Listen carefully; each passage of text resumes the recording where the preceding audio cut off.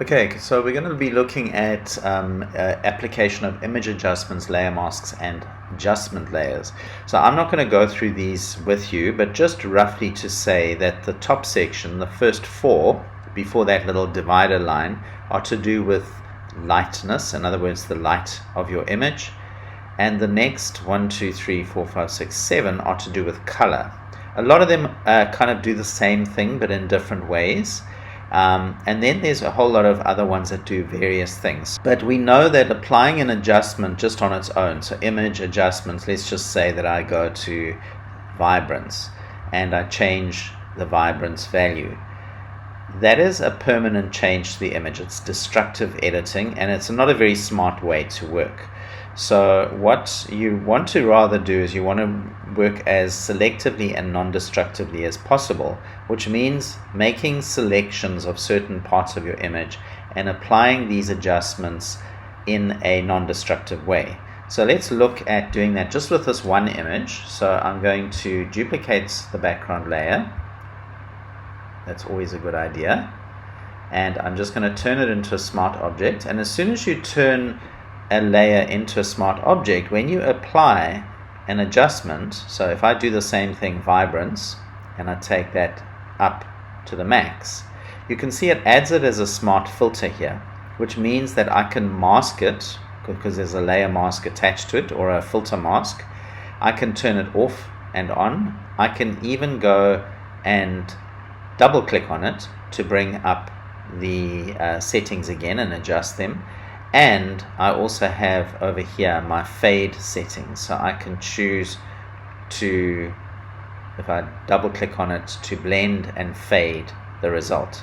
So smart objects are going to give you a non-destructive result, but I'm not even going to apply these adjustments using a smart object. I'm going to use an adjustment layer. So I'm going to undo that so that I've just got the smart object here. And then instead of going image adjustments, I'm going to actually go to adjustment layers, and I'm going to add pretty much the same adjustments you find here that you will find under your image menu. So I'm going to add a levels adjustment here. And you'll see that an adjustment layer is actually exactly that. It's its own layer that applies some kind of adjustments to all the layers below. So if I now wanted to adjust this image, so the area below the horizon is very dark here because this is obviously sunrise. So I'm going to bring my white point down quite a bit, and I'm ignoring the sky at the moment because I know that I'm blowing that out. I'm focusing on the below the horizon darker area, and I'm just going to adjust it. I don't want to lighten it too much, but I just want to make it more present. So that's an adjustment that's applying to all layers below, in fact even my original background. So if I hide this layer here, that's my duplicate smart object, it's even applying it to this background, which is not what I want. This background is, I want this to be kind of untouched. So if I want an adjustment layer to just apply to the layer immediately below it, I hold down Option or Alt, move my mouse between the two layers, sorry, let me just do that again, until I see that little arrow pointing down, and I click. And you'll see that your adjustment layer becomes indented with this little arrow, which is saying this adjustment layer is only applying to the layer below. So if I hide that layer below, you'll see that the original is being unaffected by that adjustment layer. So that's what I want. But then also my sky is now way too blown out. So I need to use this layer mask that's attached to this adjustment layer to make sure that I'm only affecting the below the horizon area. So what I'm going to do is take my quick selection tool, and I'm just going to select the sky area. And I'm not going to go to all the trouble of selecting that tower there. It's not really going to make much of a difference. So once I've got that selected, I'm going to fill it with black. And remember, black hides, white shows. So if I fill it with black, so I can use Command or Control backspace, because black is already my background color here. You'll see that it creates a layer mask, so I'm going to deselect, and if I hold down Alt and click on that layer mask, it's basically saying the black mustn't be affected by this adjustment and the white must be. So when I go back there, you can see that now only the part below the horizon is being affected by this adjustment. So that's the power of using layer masks and adjustment layers. So I'm going to do one more.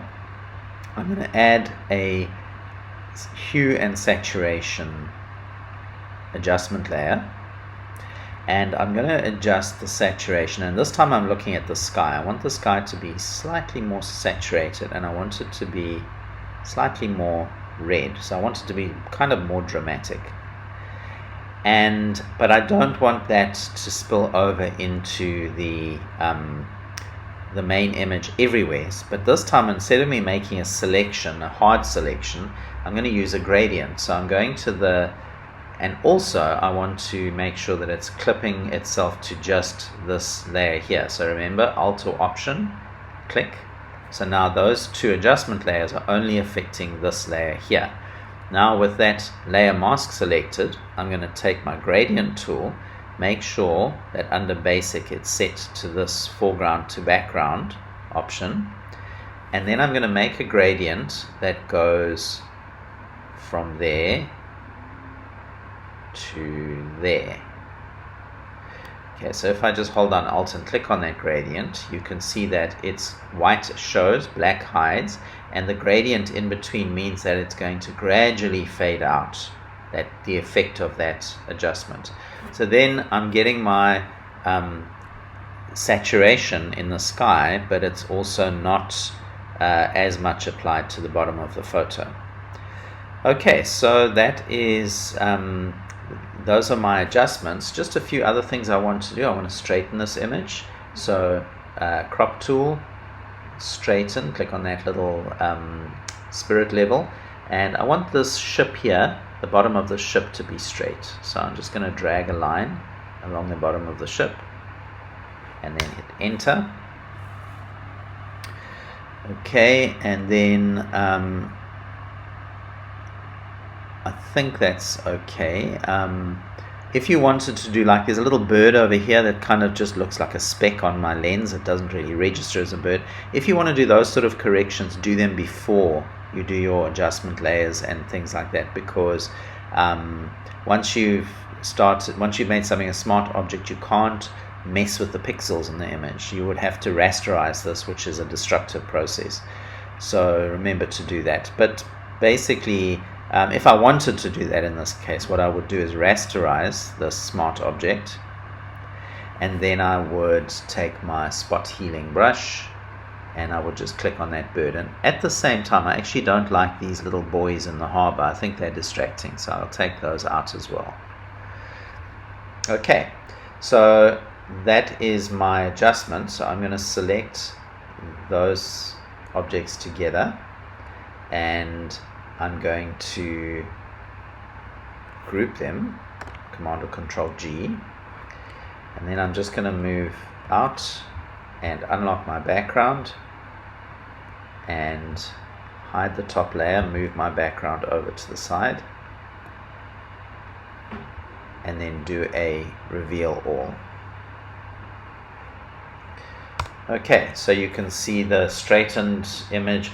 So the image on the left, the adjusted image, is much more dramatic, and it gives you also some good exposure in the darker areas of the photo.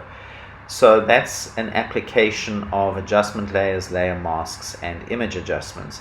I hope you've enjoyed this video. Please subscribe to my YouTube channel, and see you next time.